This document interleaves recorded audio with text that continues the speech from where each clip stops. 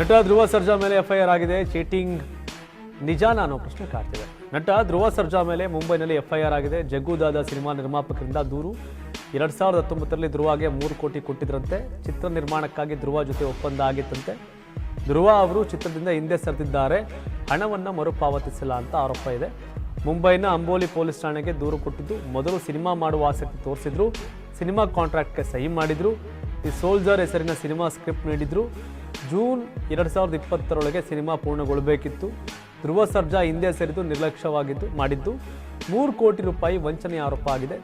ಬಡ್ಡಿ ಸೇರಿ ಆ ಹಣ ಈಗ 9 ಕೋಟಿ 58 ಲಕ್ಷ ರು ಆಗಿದೆ. ಈ ಆರೋಪ ಸಂಪೂರ್ಣ ಸುಳ್ಳು ಅಂತ ಧ್ರುವ ಟೀಮ್ ಹೇಳ್ತಾ ಇದೆ. ಎಲ್ಲವೂ ಕೋರ್ಟ್ನಲ್ಲಿ ಇತ್ಯರ್ಥ ಆಗುತ್ತೆ.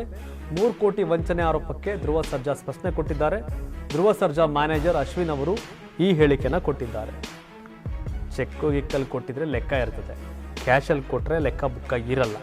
ಚೆಕ್ ಕೊಟ್ಟಿದ್ರೆ ಬಚಾವ್ ಪ್ರೊಡ್ಯೂಸರು ಕೋರ್ಟಲ್ಲಿ ನೋಡ್ಕೋತೀವಿ ಅಂತಿದ್ದಾರೆ. ಸೊ ಕೋರ್ಟ್ ಈ ಬಗ್ಗೆ ತೀರ್ಮಾನ ತೆಗೆದುಕೊಳ್ಳುತ್ತದೆ. ತಾವೇನು ಹೇಳ್ತೀರಿ ಕಾಮೆಂಟ್ ಮಾಡಿ. ಧನ್ಯವಾದ.